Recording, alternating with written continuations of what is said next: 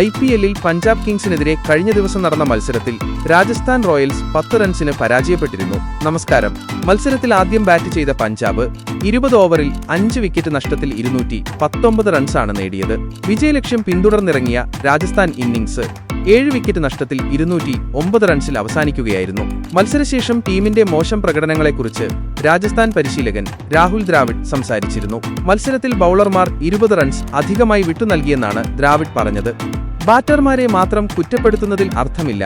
ബൌളിംഗിന്റെ കാര്യത്തിലും പ്രശ്നങ്ങളുണ്ടെന്ന് എനിക്ക് തോന്നുന്നു. മത്സരത്തിൽ 220 റൺസ് നേടാനുള്ള പിച്ചായിരുന്നില്ല എന്നാണ് ഞാൻ കരുതുന്നത്. ഏകദേശം 195-200 റൺസ് വരെ നേടാനുള്ള പിച്ചായിരുന്നു അത്. എന്നാൽ ഞങ്ങൾ 20 റൺസ് അധികമായി വിട്ടുനൽകി. ബൌളിംഗിൽ വിക്കറ്റ് വീഴ്ത്തുന്നതിലും റൺസ് നിയന്ത്രിക്കുന്നതിലും ഞങ്ങൾ വേണ്ടത്ര മികവ് പുലർത്തിയില്ല. എല്ലാ മത്സരങ്ങളിലും രാജസ്ഥാൻ 200 മുതൽ 220 വരെ റൺസാണ് പിന്തുടരുന്നത്, രാഹുൽ ദ്രാവിഡ് പറഞ്ഞു. മത്സരത്തിൽ രാജസ്ഥാനു വേണ്ടി യശസ്വി ജയ്സ്വാൾ, ധ്രുവ് ജുറൽ എന്നിവർ അർദ്ധ സെഞ്ചുറി നേടി മികച്ച പ്രകടനമായിരുന്നു നടത്തിയിരുന്നത്.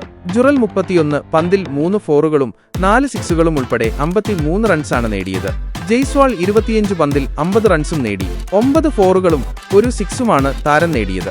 വൈഭവ് സൂര്യവംശി 15 പന്തിൽ 4 വീതം ഫോറുകളും സിക്സുകളും അടക്കം 40 റൺസും നേടി. നിലവിൽ IPL പോയിന്റ് പട്ടികയിൽ 6 പോയിന്റോടെ 9ാം സ്ഥാനത്താണ് രാജസ്ഥാൻ റോയൽസ്. സീസണിലെ അവസാന മത്സരത്തിൽ ചെന്നൈ സൂപ്പർ കിങ്സിനെയാണ് രാജസ്ഥാൻ നേരിടുക.